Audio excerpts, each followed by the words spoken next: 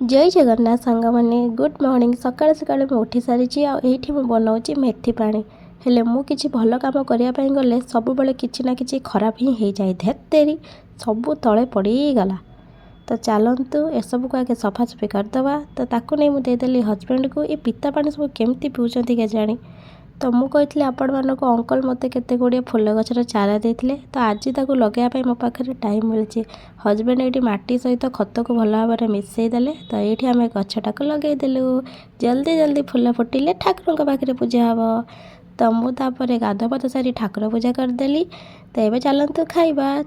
देखिपे तरकारीटा केते सुंदर देखा आज सकाल सकाल बनई मटर आलू तरकारी घुगुनी तो गर्मा गरम तरकारी सहित गर्मा गरम रुटी। चलतु आग खाईदबा। आपण मानक सकाळे कौन खाइबा भल लगे मते कमेंट करेंगे। रही नमस्कार जय जगन्नाथ पुणी देखा नेक्स्ट ब्लॉग रे टाटा।